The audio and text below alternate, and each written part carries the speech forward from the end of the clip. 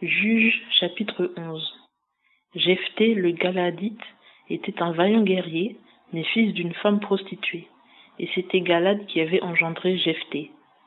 Or la femme de Galad lui avait enfanté des fils, et quand les fils de cette femme furent grands, ils chassèrent Jephthé en lui disant : Tu n'auras point d'héritage dans la maison de notre père, car tu es fils d'une femme étrangère. Jephthé s'enfuit donc loin de ses frères et habita dans le pays de Tob. Alors des gens de rien s'amassèrent auprès de Jephthé, et ils faisaient des incursions avec lui. Or, quelque temps après, les enfants d'Ammon firent la guerre à Israël. Et comme les enfants d'Ammon faisaient la guerre à Israël, les anciens de Galad allèrent chercher Jephthé au pays de Tob. Et ils dirent à Jephthé : Viens et sois notre capitaine, et nous combattrons les enfants d'Ammon. Mais Jephthé répondit aux anciens de Galad : N'est-ce pas vous qui m'avez haï ? Et ne m'avez-vous pas chassé de la maison de mon père ? Pourquoi venez-vous vers moi maintenant que vous êtes en peine ?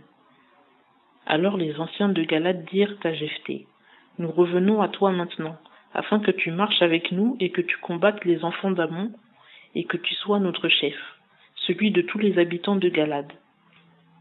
Et Jephthé répondit aux anciens de Galad : Si vous me ramenez pour combattre contre les enfants d'Ammon, et que l'Éternel les livre entre mes mains, je serai votre chef. Et les anciens de Galad dirent à Jephthé : Que l'Éternel nous entende et nous juge, si nous ne faisons pas ce que tu as dit. Jephthé s'en alla donc avec les anciens de Galad, et le peuple l'établit chef et capitaine. Et Jephthé répéta devant l'Éternel à Mitzpa toutes les paroles qu'il avait prononcées. Puis Jephthé envoya des messagers au roi des enfants d'Ammon pour lui dire : Qu'y a-t-il entre moi et toi, que tu sois venu contre moi pour faire la guerre dans mon pays ? Et le roi des enfants d'Ammon répondit aux messagers de Jephthé : C'est parce qu'Israël, quand il montait d'Égypte, a pris mon pays depuis l'Arnon jusqu'au Jabbok et au Jourdain. Rends-le maintenant de bon gré.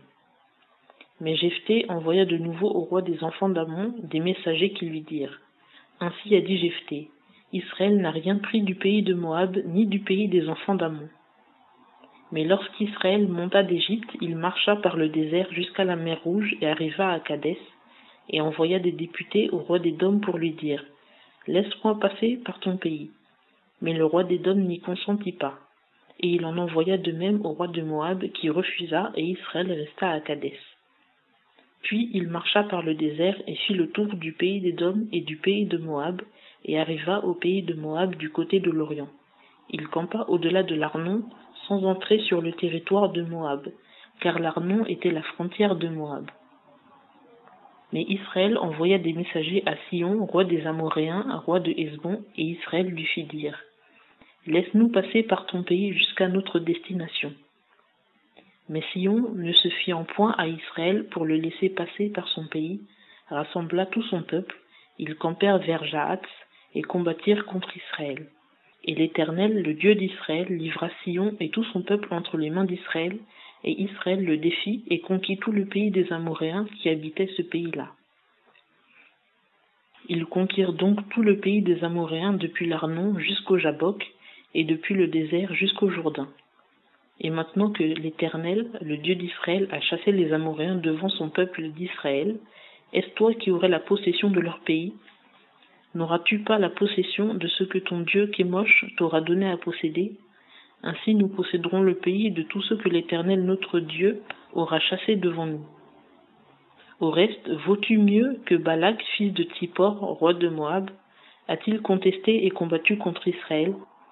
Voilà 300 ans qu'Israël habite Hesbon et les villes de son ressort, et Aroër et les villes de son ressort, et toutes les villes qui sont le long de l'Arnon. Pourquoi ne les lui avez-vous pas enlevés pendant ce temps-là ? Je ne t'ai point offensé, mais tu agis mal avec moi en me faisant la guerre. Que l'Éternel, le juge, soit aujourd'hui juge entre les enfants d'Israël et les enfants d'Ammon. Mais le roi des enfants d'Ammon ne voulut point écouter les paroles que Jephthé lui avait fait dire. Alors l'esprit de l'Éternel fut sur Jephthé, qui traversa Galad et Manassé.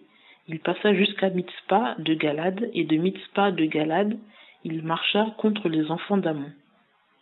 Et Jephthé fit un vœu à l'Éternel et dit : Si tu livres les enfants d'Ammon entre mes mains, Ce qui sortira au-devant de moi des portes de ma maison, quand je retournerai en paix de chez les enfants d'Amon, sera à l'Éternel, et je l'offrirai en holocauste. » Puis Jephthé marcha contre les enfants d'Amon pour leur faire la guerre, et l'Éternel les livra entre ses mains. Et il les battit depuis Aroër jusqu'à Minith, espace qui refermait 20 villes, et jusqu'à Abel-Kéramim, la plaine des vignes, et les enfants d'Amon furent abaissés devant les enfants d'Israël. Et comme Jephthé venait à Mitzpa, en sa maison, voici sa fille sortit au-devant de lui avec des tambourins et des danses. Elle était son seul et unique enfant, sans qu'il y eût d'autres fils ni filles.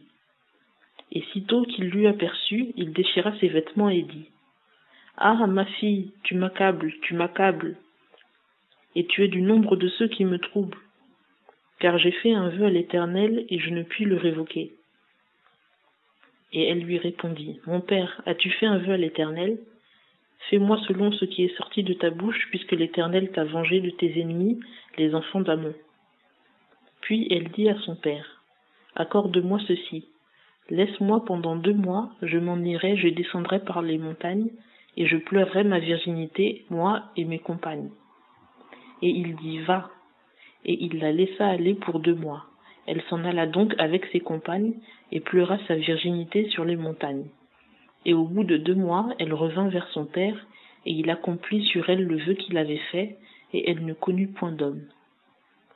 De là vint la coutume en Israël qu'annuellement les filles d'Israël vont célébrer la fille de Jephthé, le Gaaladite, pendant 4 jours chaque année,